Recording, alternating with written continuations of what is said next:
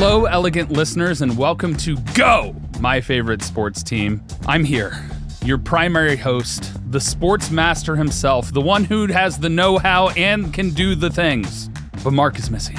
Instead, we have two even more special and amazing co-hosts today. People that have existed in the gaming space in multiple facets, massively a big part of GDQ, which is a major speedrunning event, and just wonderful people in general and happen to be friends of mine. First off, we're throwing it digitally over to Kung Fu Fruit Cup, creator extraordinaire, GDQ talent, and wonderful human being, Fu. Hi. Hi. Hey. Yeah, Fu's a great nickname for anybody who doesn't know me. Yeah, so just to follow up really quick, you said GDQ. That means, for anybody who doesn't know, it stands for Games Done Quick. We're an organization centered around speedrunning, but host a lot of big charity events that happen multiple times a year at this point in different communities within our organization. And it's pretty cool. We've raised a lot of money over the last, 15 years? Yeah, a decade and a half or so. Yeah. So it's cool. Adef and I work together. It's been awesome. And we've been around the speedrunning scene for a while. It's super cool. Speedrunning, by the way, also for those who don't know that potentially, because there's, it's like, I would say a smaller facet in speedrunning is like people play games really fast, use timers. It's competitive. There's tons of leaderboards. You can go to places like speedrun.com and check them out. I think I'm jumping ahead a little bit. Yeah, you are, but that's totally fine. We've already heard the other host that's here in studio. I chimed in even though I haven't been introduced yet. Yeah. But I'm going to introduce our other co-host today. Genius, actor, playwright, wonderful human being as well, and couch professional, Adef. Yeah, so I don't upholster couches, to be clear. I don't know how to build a couch. I'm not familiar with what that process looks like. I'm sure it's amazing. But yeah, hi, I'm Adef. I've been speedrunning since I was like 14 years old, and I'm excited to be here with Fu. Fu and I have worked together at GDQ for a few years now, but we've also just both been involved in speedrunning for over a decade. And, I think people these days in the online sphere might know me more for making YouTube videos about Pokemon and math. Oh my God. They're so cool though, because I love math. And so I have watched every single one of them. Oh, that's very sweet. And the fact that I've been able to catch some of the recordings when you've been live streaming them. Yeah. Awesome. Oh, I mean, it's very sweet of you to say. They're very fun to make, but my roots, my origins are definitely in speedrunning. So I'm really excited to talk about what speedrunning means to me, and I know Fu feels the same. We keep pointing this way. Fu is on a massive screen for us. Fu is on a huge TV in the room, but I don't think she can see us. No, Fu cannot see us. We are just voices in the ether. I keep looking at just tiny icon of Tyler's face, and that's all I've got on my end.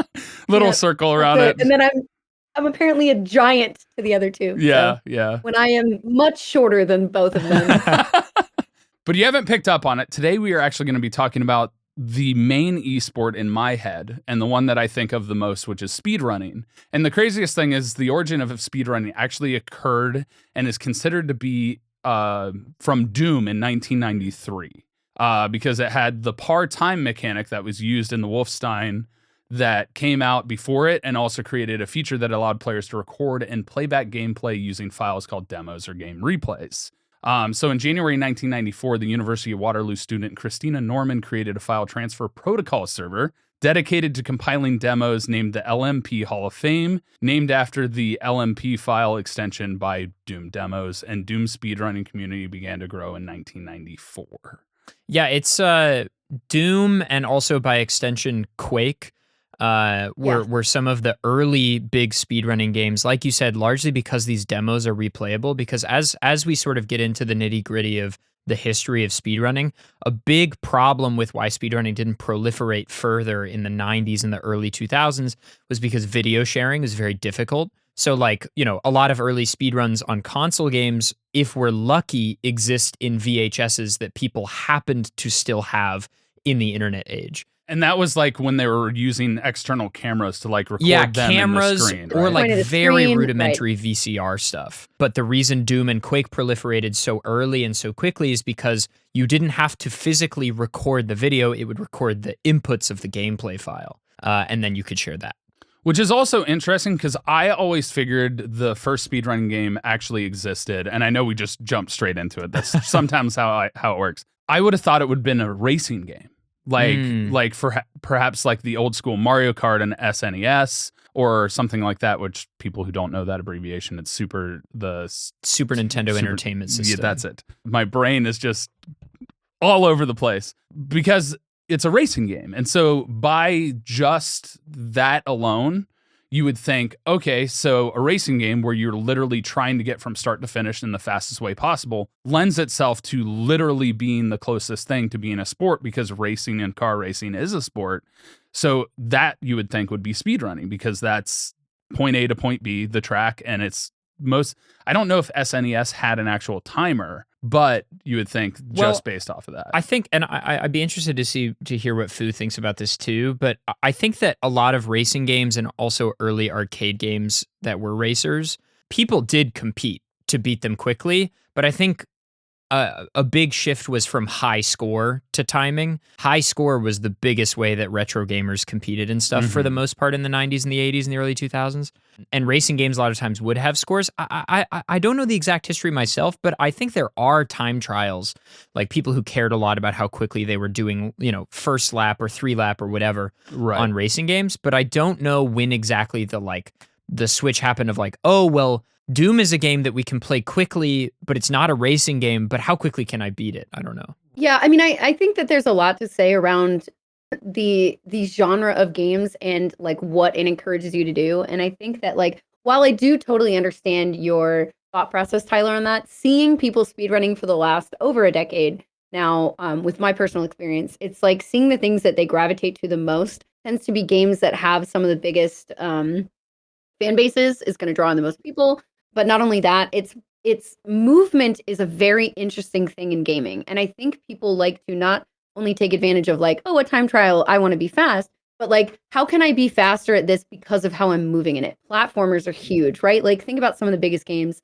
Some of the biggest games in speedrunning are, or have been over the years, there's Zelda Ocarina of Time, sure, there's a lot of glitches and things, but then there's also Mario 64, there's Super Mario Sunshine, there's some Sonic games, things like that have a lot of platforming. There's just so much movement, and I feel like people sort of develop that skill. I even have my own cousin growing up. He didn't know about speedrunning. He didn't know about any of that. He got me into gaming, but he was always very proud of again, I guess pride is a big facet here. Yeah. Going into look at how well I can do at this thing. Look at this thing. Oh, I could do this so fast. And so you think about it in ways that aren't games that are built to be fast necessarily, but you're I can do this anyway.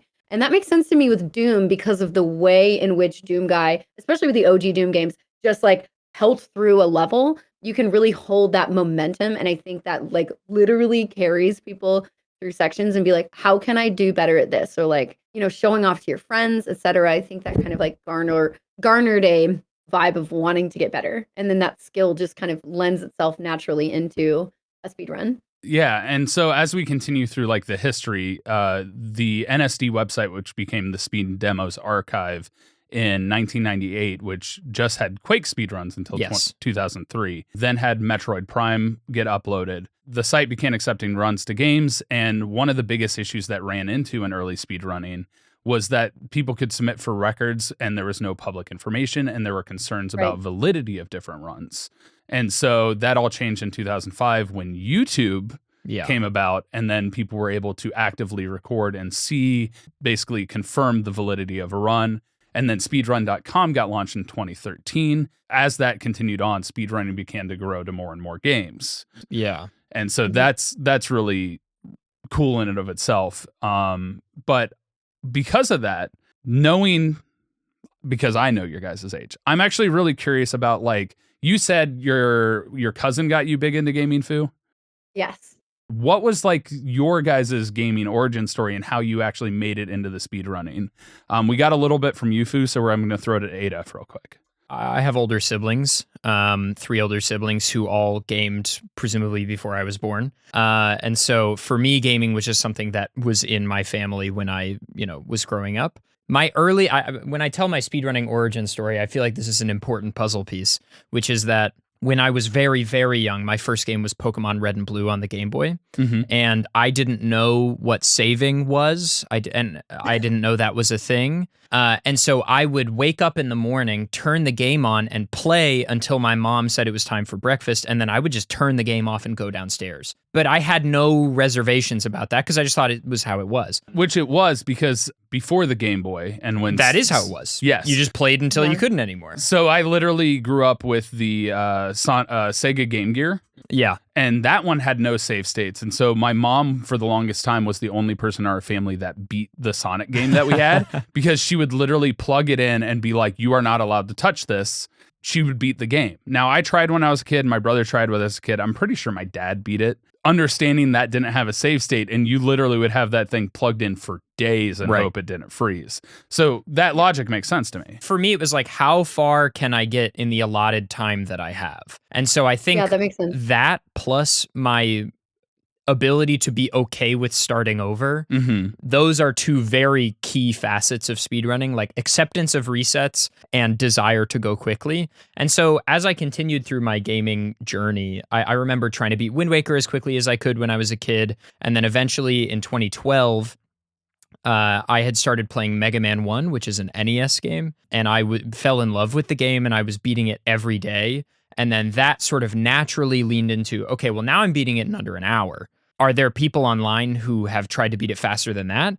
So did you just naturally decide that, oh, I want to try and beat this faster and faster? Yes. Okay. And then that led to going on YouTube and even just on Google and looking up, Mega Man 1 quick play or whatever, and discovering that not only were there speedruns of this game, but actually the community had existed for already like a decade, and there was vast glitch knowledge. There was a wiki dedicated just to glitches for Mega Man 1 specifically, and there was a burgeoning scene of 10 or 20 dedicated people that welcomed me with open arms, even though I was very young. I had to have been 13 when I discovered the sport, I guess. And then I speedrun Mega Man 1, and then, that led to other games. And it's weird to think about sort of the butterfly domino effect of wanting to beat an NES game quickly, and now this is my career. It's very strange. But yeah, I think that story is not dissimilar to a lot of people who just played a game quickly as a kid and then, thought, can I beat it faster? Who has beat it faster? But then, as you talked about, post-speedrun.com, the era of the live stream, I think in the era of Twitch and YouTube, now most kids probably have somewhat of an awareness of what speedrunning is. And so they might actually be getting involved with the sport of a lens of, oh, I'd like to be a speedrunner, which is so I didn't even know what that word was. Yeah. But yeah, that's my sort of story. So, and then, Nice. Fu, I saw you were trying to interject for a second. Sorry, Fu. It's all good. No, you're fine. No. It's good to hear the story. I'm learning new things about Adef today as well, which is great. Okay, two things. One, as a quick follow-up, I learned recently that Zelda 1 was the first game to ever introduce saving and loading files. Cool. Oh, that's cool. Cool fun fact for everybody. And I guess, too, to follow up, when it comes to like speedrunning specifically, I didn't grow up. I was in a different camp of being like, I play games, I want to go through the journey, I want to go through the adventure. And so the idea of speedrunning it didn't come as naturally to me. I'm also the youngest, and I have 3 older siblings, which is hilarious. Why are we all the youngest? I just realized this just now. I have one older brother, and I'm the youngest. We gravitate towards each other. Yeah. Also, competition, competitive natures can come out or things like that. But I've like really stamped that down in a way. We've come into the world and been like, we have somebody to compete against. Yeah, exactly. or other people. Again, I think a lot of it is like, oh, they have tried a thing and then shown us the way, or like, here's the thing you can do. Again, like my cousin was older, so my cousin got into games, and then my sister, and then me. Like, so it trickled down. And so for speedrunning for me, it was more so when I was like in school, and I had friends who came up and were like, hey, have you ever, like, we hung out one day, we're like, hey, have you ever watched this? And it was like an old Super Mario 64 speedrun by Siglemic. Ah, yes. So I didn't find out about speedrunning officially until early 2014, I think, like beginning of the year. And I guess before that, it was like, oh, my friends can do cool things in video games. Or I found as a child a glitch in Link's Awakening. It's a very easy one. Like I'm sure many people probably had done that if they were playing that game. But in the original Link's Awakening, if you go off the screen and you press select at the same time and pull up the map, you see Link warp, and he will go to the next square of the map in the exact same spot. So I would get stuck a lot, but I was like, cool, I don't want to do this part right now, so I'm just gonna go over here instead. Early sequence break. Early sequence breaking. It's pretty cool. There's a lot of terminology that like it'll be good. Tyler, if you ever hear any terms that like we bring up and you don't know what it means, please ask. I believe I can decipher what sequence break is essentially it's not running in the direction that it normally would. So you're breaking the order in which you are going through the game. You're breaking the order the developers intended. There you go. Yeah. Yes. Yeah. That's a better way to put it. But yeah, anyway, so I saw Mario 64 speedrun. I was like, oh my God, my brain, I had the brain explosion Tim and Eric meme like that happened. And so at the Blast? same time, what is that show from? It just, Jimmy Neutron? Yes, that just popped into my head. Sorry. Oh, sure. I was thinking Tim and Eric, awesome show, great job. Yeah, great show. They're wearing black turtlenecks and explosion.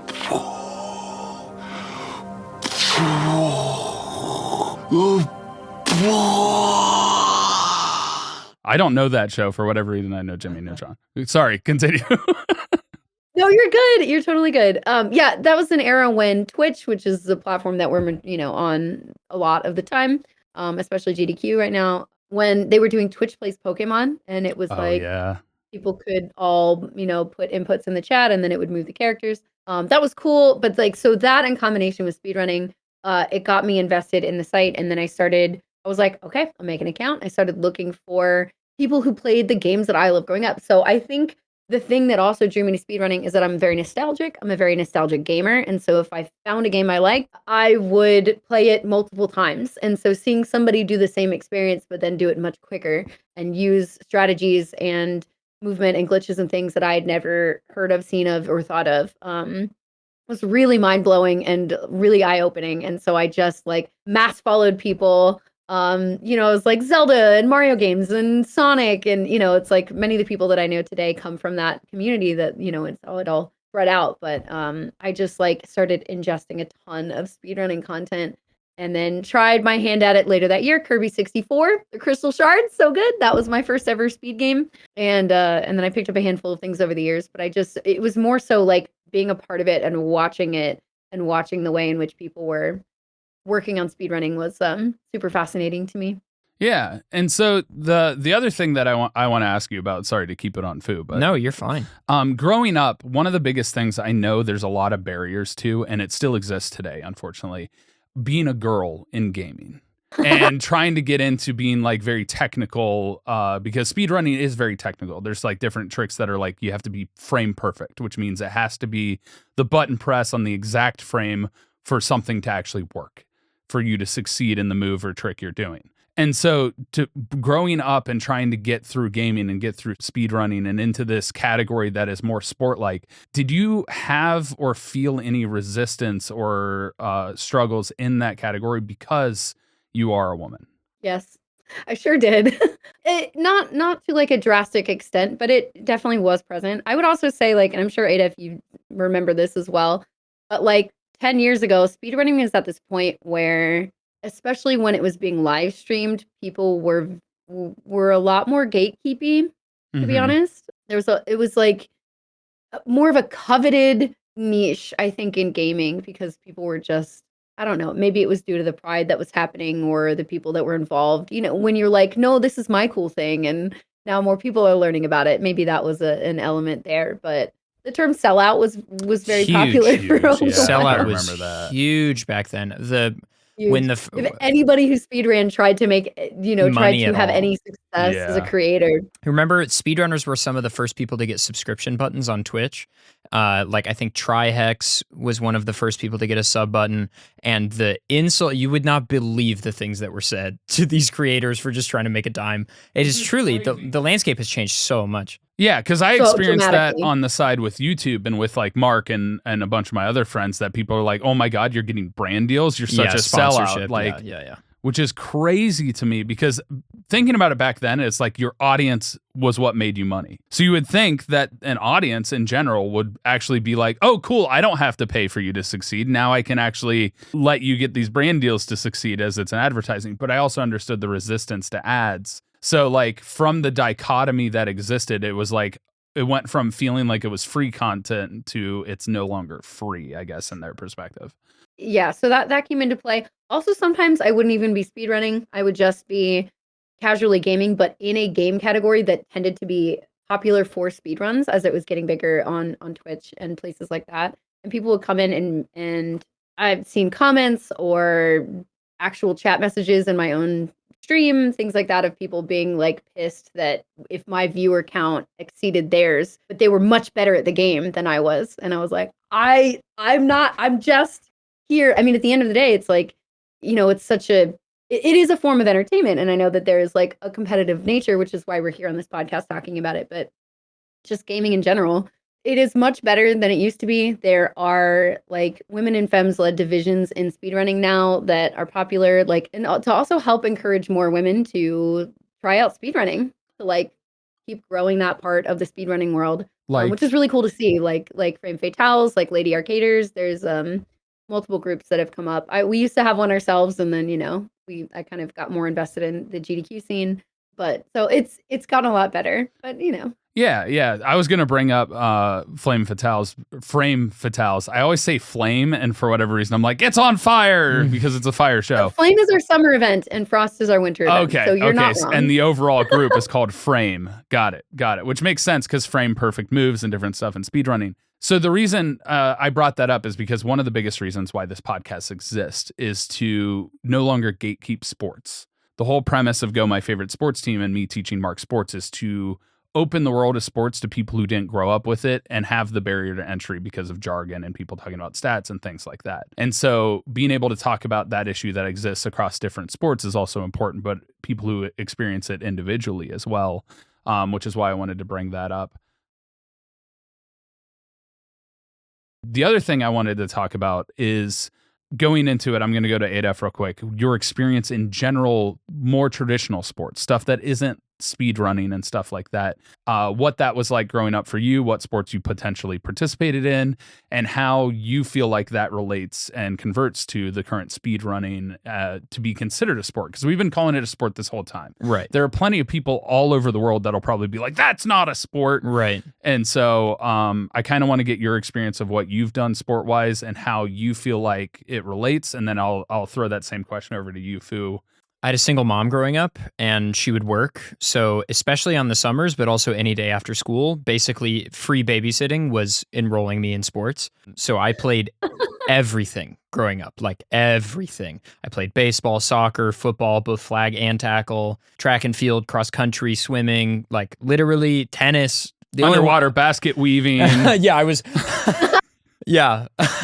Water aerobics with old women. Yo, perfect, dude. That stuff is intense. I'm telling you. Look, I believe it. So yeah, I grew up playing basically every sport under the sun just by virtue of the fact that it was an excuse for me to hang out with friends, and also as an excuse for like, I'll say Adef, even though that's not my name. Yeah. Adef. I mean, it's if you're fine sharing your name, you can. My mom would be like, okay, Clay is going to be safe at this place because there's adult supervision and his friends are there. And so as a result of that, I've been very ingratiated in sports for a very long time. And I think that fed into my competitive nature. And I'm a hyper competitive person. And I think speedrunning, you don't necessarily have to be competitive. Speedrunning can also be a very personal pursuit. And for a lot of my speedrunning journey, it has been a very personal pursuit. But I think that's very intertwined with sports as well. Mm-hmm. I think there are a lot of sports where it is a very personal journey, even in team sports. But moving into high school, where you have to be a little more specific with what sports you want to pursue. Which shouldn't be the case, by the way. And I've talked about this on the podcast. I agree with you. Specificity and overuse injuries and a million of other You're things. Preaching to the choir, baby. I ran track and cross country for 4 straight years and a little bit in college more casually. And my knees are paying the toll for that. I go to physical therapy because I was running 40 miles a week for like 4 years, basically on and off. That was my big sport. I ran a lot of cross country and I ran shorter stuff in track and, some field events. But I think my gravity towards track and field and cross country is not dissimilar to my gravity towards speedrunning. I'm trying to go faster. Yes. Like I think there is something hardwired in my mind. I like to see number go down. Like I don't know what it is per se, but an interesting facet of my life around that era was, like I said, I grew up speedrunning Mega Man 1. And weirdly, my Mega Man 1 time and my 5K time became identical when I was in high school, and I started racing myself, where like on the weekends I would run 5Ks to try to beat my Mega Man 1 time, and then I would go home and then try to beat my 5K time in Mega Man 1. So I was in this sort of like constant personal battle in that way.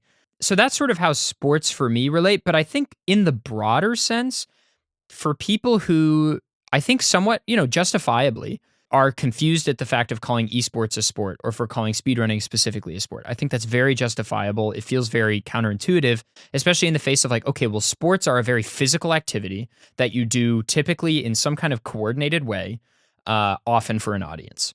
Okay, fair enough. I think for esports, let's look at Counter-Strike. Counter-Strike is an esport, and I would argue definitely a sport. These are athletes who are living, especially the pros, they're living in a house with a personal chef who gives them a diet to adhere to because they are doing something hyper physical. Now, is the physicality less, they're not throwing a 50-pound dumbbell or something, or they're not hurling a discus, they're not running 50 miles, but they have to be hyper in tune with their reaction time. Sorry, Fu, I'm just rambling. They have to be hyper in tune with their reaction time. And also, they need to be well, they need to have good eyesight, they're all kinds of physical things, and they garner a massive audience. And it's very legitimized. There are sponsors, if that is what is legitimizing to you for sports, fair enough. For speedrunning specifically, there are, like Tyler was touching on, physical aspects of sport in speedrunning that are, in my mind, very intertwined. Frame perfect inputs require acuity and practice and physical acumen. I mean, response time just through your nervous system to be able to hit it. Speedrunners have, on average, very high propensity for response time. There are response time training websites, and if you take a speedrunner to one of them, they will perform better than your average person. Mashing is a very physical trait. I brought a controller later if we want to talk about mashing methods, because I think I was like, you have a controller. Listen, I play games. I've played Mario Party against people in the speedrunning community, and I just get absolutely decimated. And I used to destroy my friends at all the Mario Party games, and then all of a sudden today I'm like, I suck. Well, so the reason I talk about mashing is because in sport, like, if we look at football, for instance, the way people kick or American football, the way people kick or throw a football has changed over time massively and has drastically increased their ability to go downfield. Mashing has changed over time too. Like people have figured out better, easier, or faster, or more physically intensive ways to mash. Anyway, I'm rambling at this point, but I could talk about this all day. Yeah, we can come back to this because the main point was to focus on your kind of technical and how you view it as relating to sport. And you did a phenomenal job from your perspective. But Fu, also for you, like what kind of sports did you grow up with? Did you do sports? And how do you feel like speedrunning fits into the category of sport? Yeah, absolutely. So this is going to mirror a little bit of what Adef said, but for me, it's a very personal journey with sports as well. My mom also, not a single mom, but running a business, also very, very busy. Yeah. So she was like, here's extracurriculars, go. So I feel like it was like kind of a similar circumstance. It was like, try this. But it was like, it would be summer camps and all kinds of things, but that included a lot of different sports. I had a family member who actually lives out in the country and owns some horses. So I tried horseback riding. I never showed.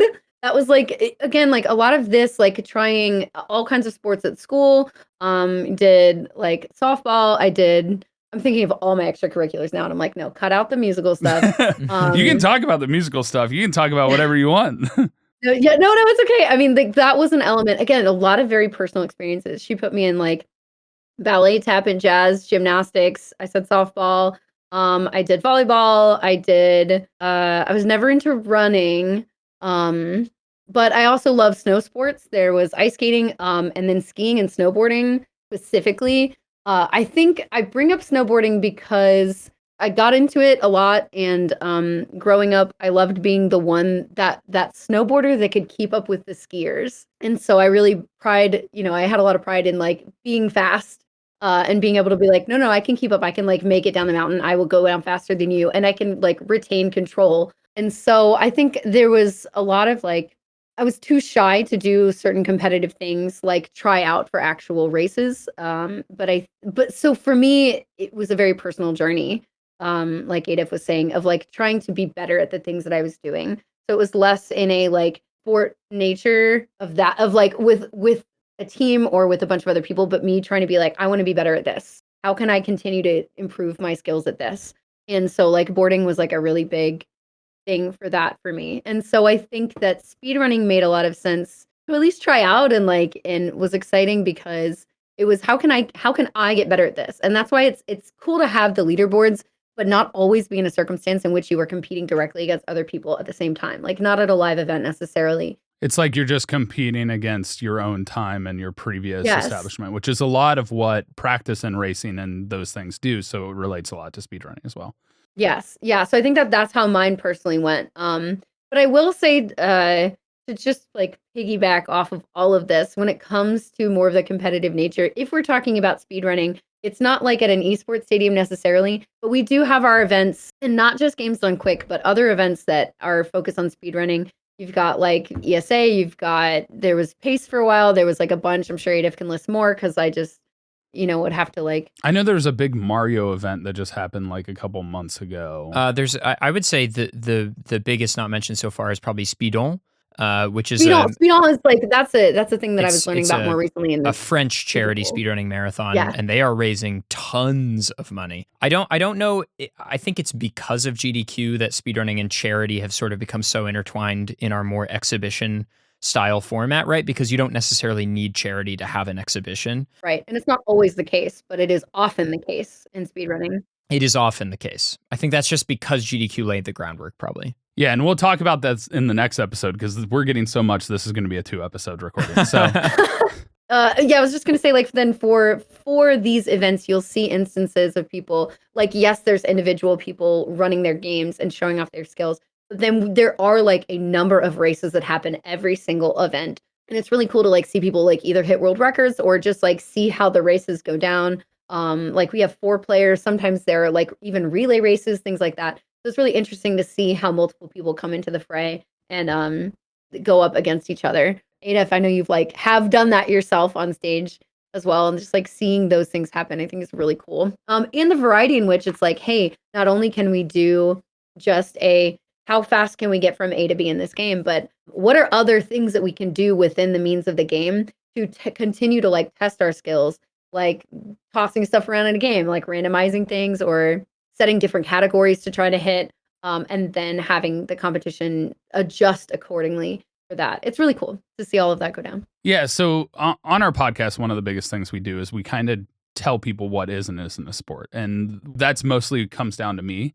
And so there's different categories that things have to meet to become a sport. One of the main thing is like skill and athleticism, which baseline develops like competition. Sure. So those two things are major. Repeatability, which means no matter how many times like this event happens, if the same occurrences occur, the result is the same. So that creates that objectivity of who wins. Right. Who is better? Who is better the best at the better. Sure. Which is why a lot of music and art stuff gets out because there's a lot of bias in that. And judge sports fall into an interesting category because unless they have specific criteria, that repeatability becomes mute. Right. And then one of the other things that we started adding was like, is there like a champion? Is there like an obvious competition where this person is the best of the best in this event or the best of the best in the world? And so amongst those categories, like those things are the key elements for what defines a sport.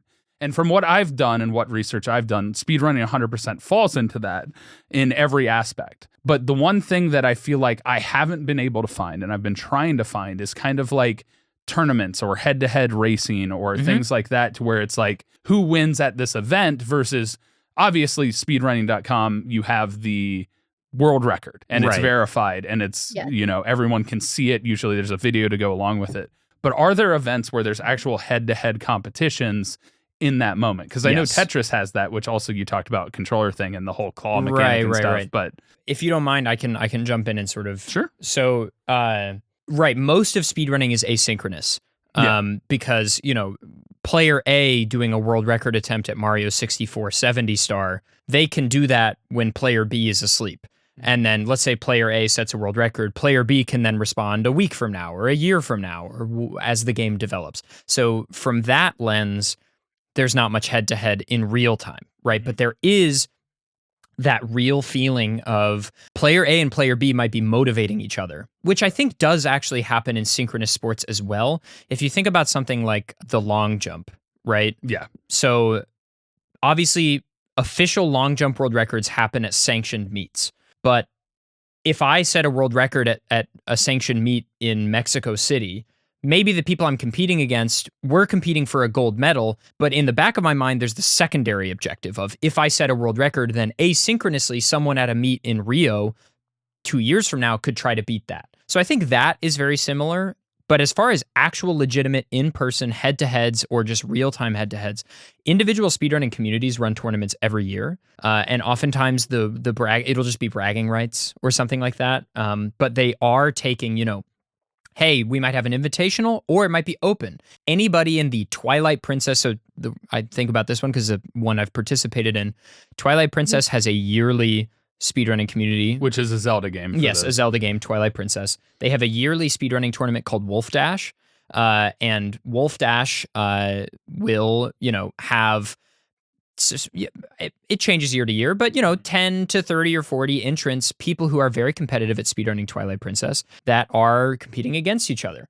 And there eventually will be a winner, and that winner is often one of the people who is also best in the world. Yeah. And that speaks to your repeatability, because not only are these people very good at performing, after 1,000 attempts, they get the one perfect run, but they know that they can turn down the harder strats just for a moment and turn up the repeatable strats and say, okay, I'm going to practice trying to get maybe a minute slower than my best, but a repeatable, consistent, very still fast time that I can do in a tournament setting to be better than my opponents.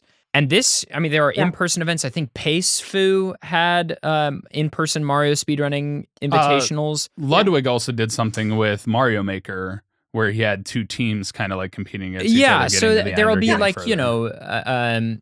I think, and Fu, I'd be curious to hear your thoughts on this, but my feeling of how speedrunning can be a great in-person, competitive, in-the-moment sport.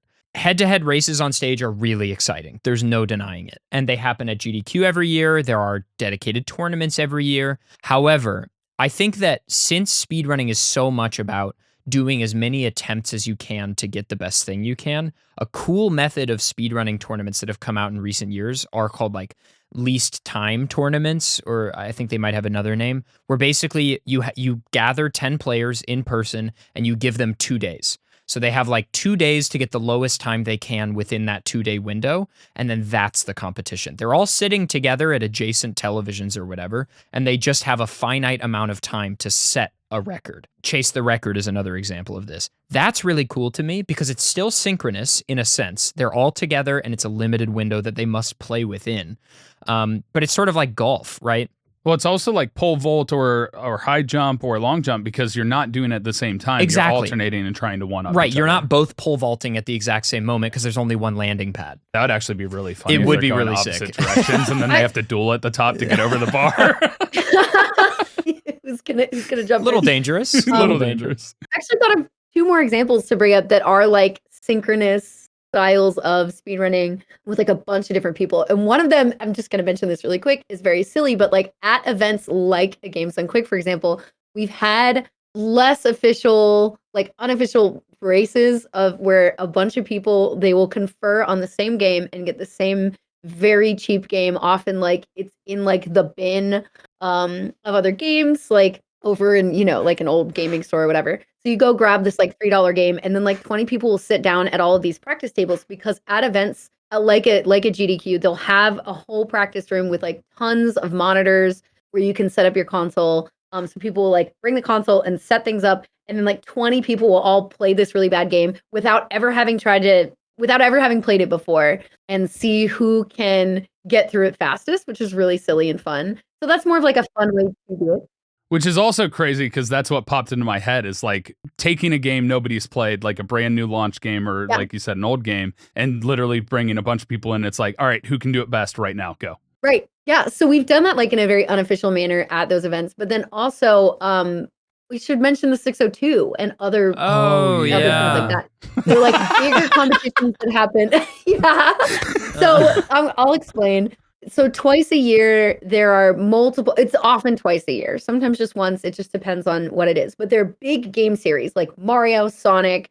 I'm sure there's a Zelda one. You mentioned the Twilight Princess thing that have these like, okay, if you were in the community, you are in the know, we're doing this thing. So a 602 means 602 stars or shines. So you're playing through Mario 64, Mario Sunshine, Mario Galaxy 1, and Mario Galaxy 2, and you're getting every single star and or shine in all of those games. So it's 120 stars, 120 shines, 120 stars, 242 stars all together. And you are theoretically playing it without stopping. So this is like I think world record for this is, it's either 19 or 20 hours. Yeah, it's a marathon. Great. Yeah. Straight. So sometimes people will have to segment it. They will start it and then have to like go sleep, and come back, which is fine. I support that because I think you need to be healthy and get sleep. It's really, really bad for your brain otherwise. It's basically these people that run the 602 are the ultra marathon athletes of Mario compared to a real world. If you think of like the Barclays Marathon or the Le Mans or something, like, you know, you'll go to sleep at some point. Mm-hmm. Yes, so there's a lot of practice and preparation that you have to do in order to be able to try to get this done in one segment. Because you're still, even with like a moderate amount of preparation, you're still looking at probably 30 hours. Again, it's like world record is, again, like 19, 20 hours. Right. So if that is the fastest you can do, just think of like any time that you mess up a trick, like in Super Mario Galaxy 2, there's like the final thing that you do is like a 15-minute segment. So if you fail that, you have to start over completely. You know, that time can really add up. So you do have to, there's a lot of practice and things that you have to do. And like Adef was saying, safer strategies that will maybe cost you a little bit more time initially, but you're more likely to like fail a harder trick. So you have to like make those compromises and figure out those balances and like how far can you push yourself or how much time do you need to allot yourself to learn. And again, this also happens in the Sonic community. There's like Sonic Adventure 1 and 2, and I think like something else.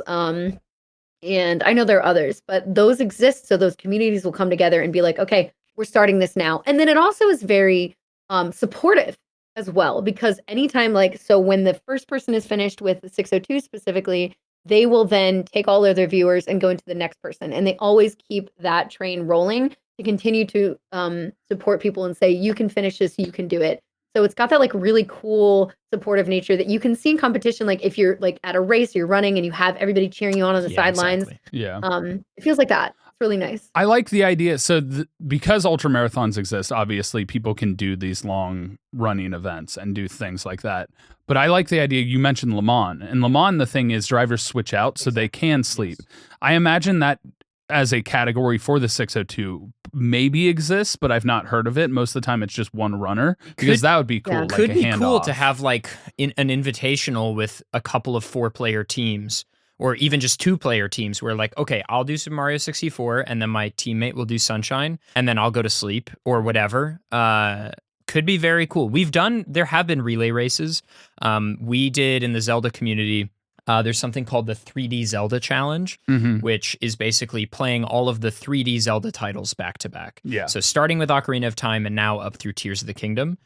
So that's 7 titles: OOT, Majora's Mask, Wind Waker, Twilight Princess, Skyward Sword, Breath of the Wild, and Tears of the Kingdom. Which I think, because of different ways you can hack, Ocarina of Time is the fastest one possible. OOT is currently the fastest, Yeah. what we call in the speedrunning community, any percent, which is our sort of nomenclature for you can beat the game with any percentage of completion. Yes. Your goal is just to beat the game as fast as possible. Start to finish. Start to finish, you can collect as much or as little of the stuff in the game as you want. Yeah, the rules around any percent are typically when you start a new game file to when you hit credits or some kind of end, like your last input that you would have in the game. So it's usually centered around that. Beating the final boss is what you mean by like final input, right? It's basically not necessarily. first Some games first do- meaningful input to last meaningful input. Oh, okay. Yes. Oh yeah, because Ocarina, can't you Can't you completely skip it? There are, yeah, you can skip a ton of stuff. Like, you can skip the final boss, but think about a game like Super Metroid. You fight the final boss, and then you have an escape sequence. Oh, So it right. doesn't end on the final boss. You have True. to get up to your ship and get out. So there are things like that where you have to like wait through a credit scene, like a Paper Mario game. You have to like literally fight the boss and then go through a credit scene, and then there's like an extra thing after that you have to do. And so sometimes it varies in games. So there's a lot of nuance to it that comes into play. But yeah, that's any percent. Adef, you were saying. Yes, so the 3D Zelda challenge is that, beating all those games back to back. I did the 3D Zelda challenge solo, where I did it by myself a couple of times. This was before Tears of the Kingdom came out, so just up through Breath of the Wild. And that's really fun, and it feels like an ultra marathon, and you prepare for it like an ultra marathon. Like, I had sandwiches pre-made in a thing next to me. I had waters. I had like 4 water bottles. I had scheduled in bathroom breaks during cutscenes. Like, it was very much a big event that I was preparing for, both physically and mentally. I slept, as much as possible in the days leading up. And in comparison, then a year after I did that, the 3D Zelda speedrunning community came together and said, okay, that's unhealthy. Let's have the best players in the world for each individual game form teams, and let's do a relay race version. So there were 2 teams, and they assembled world record holders and second place, and if the second place, third place, the best players in the world for each individual game came together on 2 different teams and competed. And it is stunning to see, this is going to be 8 to 10 hours of competition with all the best players for the individual games. These world record holders can do the game so consistently and so quickly, and they can hyper focus on their one game. So when you combine all those pieces together, it goes very fast, 8 to 10 hours. Whereas, my first attempt by myself was almost 13. And then my second attempt was like 11 and a half. And then my third was just under 10 hours. But together they can do like, 6 hours, 7 hours. Yeah. Right. But they wound up finishing so close to each other. These 2 teams playing for 6 hours straight. But because the top is so competitive for each of these individual games, and because they're so consistent, it's remarkable. But after 6 hours, similar to Le Mans, where like they're racing for 24 hours, but they finish, relatively close to each other. As long as they don't run into car issues and various things like that. Yeah. Like, it's remarkable, that this level of consistency, but also the competitive aspect of like pushing each other to excel.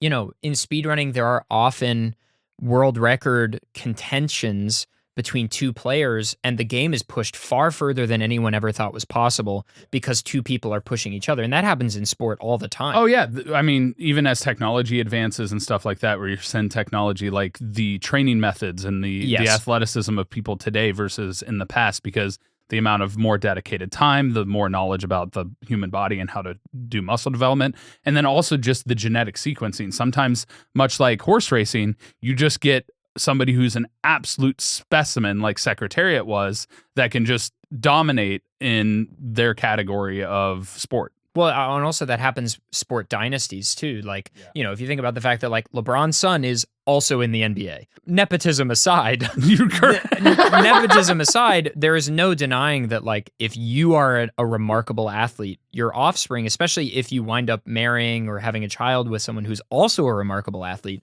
Miles Garrett, who's currently dating is she a gymnast? I can't remember. She's a gymnast, Olympic gymnast. I don't know. That's just started happening. And Miles about. Garrett is one of the best football players around. He's massive. And then he started dating a gymnast who's won a gold medal in her thing. And I'm like, dude, those kids, that combination of athletes, just insane.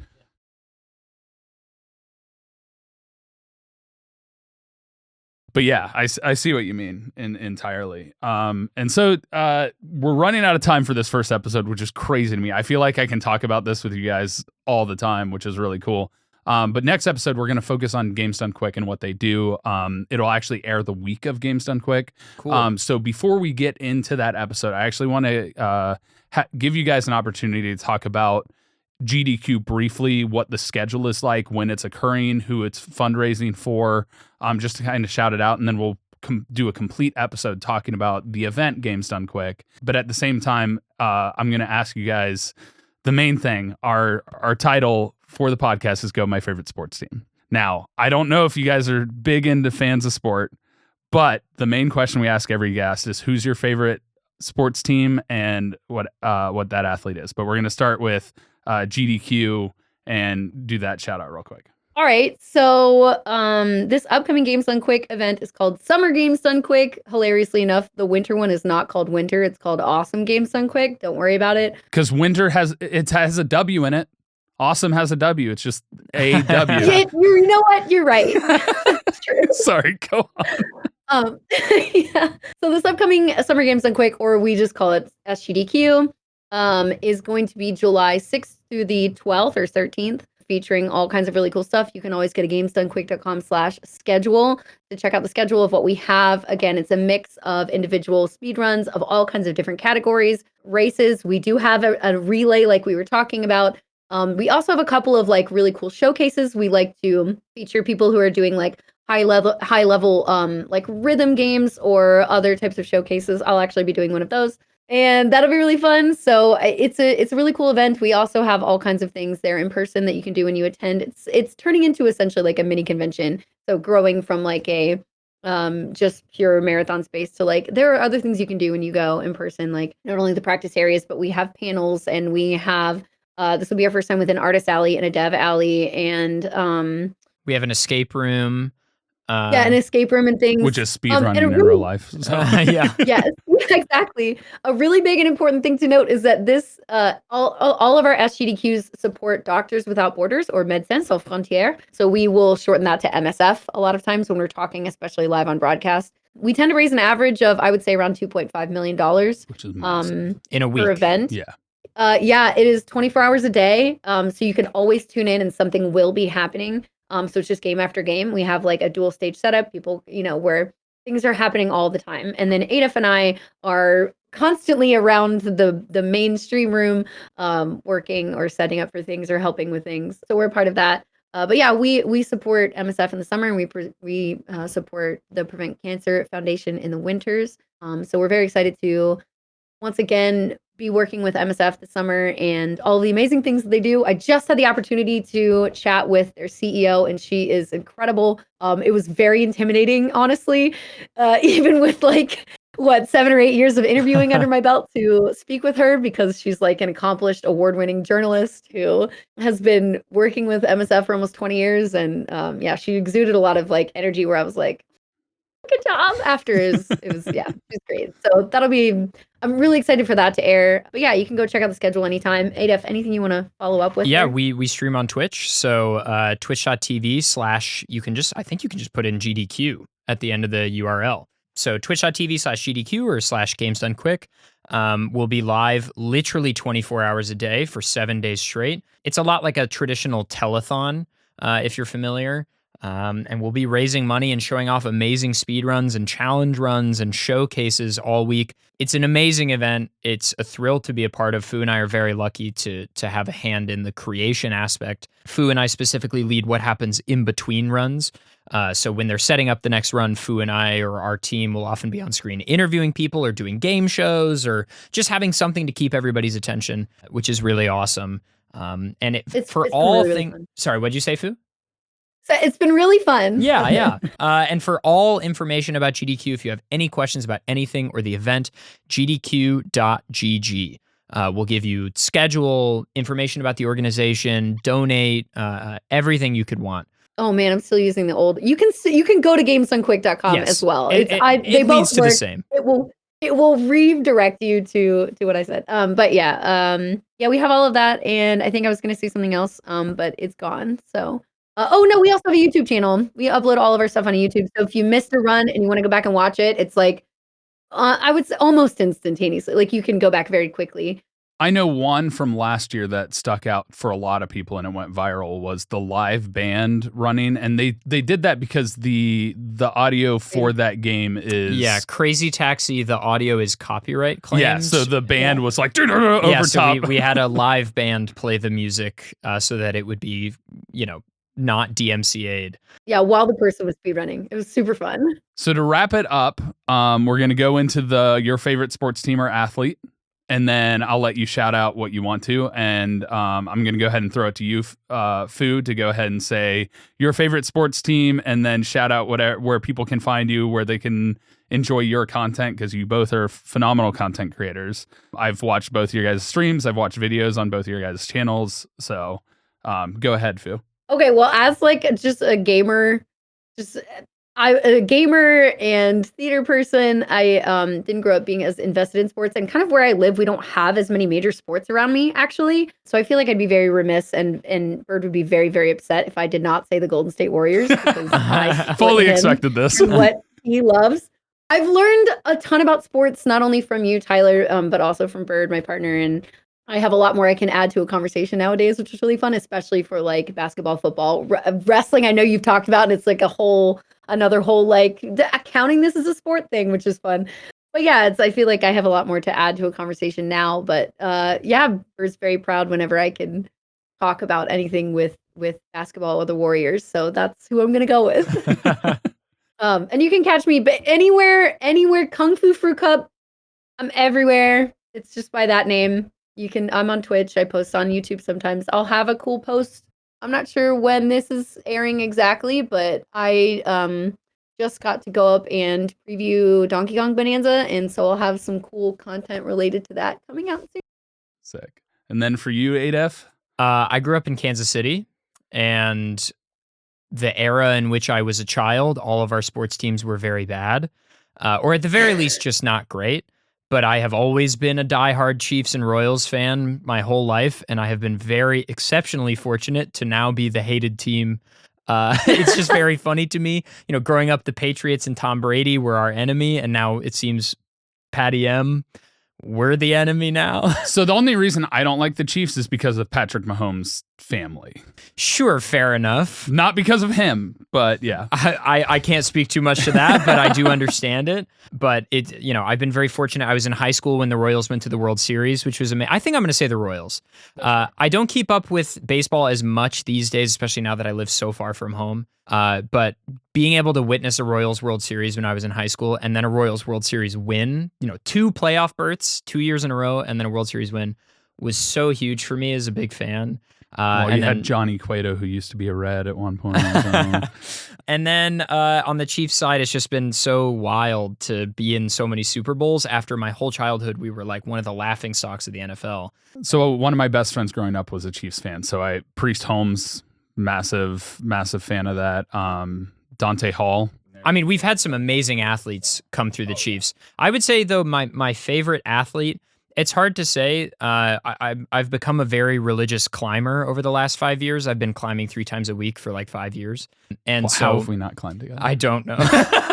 So I'd be remiss not to name some of my favorite climbers and athletes around the parkour and climbing space. Toby Seagar is a huge inspiration for me. Pete Whitaker, he's a crack climber. But yeah, I would say Toby Seagar and the guys over at Store are doing remarkable stuff. Benj Cave, Max Cave, Callum and Sasha Powell. Are most of these boulders and speed climbers, or? So I've now transitioned completely into parkour. Oh, okay. But they've been dancing in the climbing world for a bit too. The Store guys, their YouTube is phenomenal.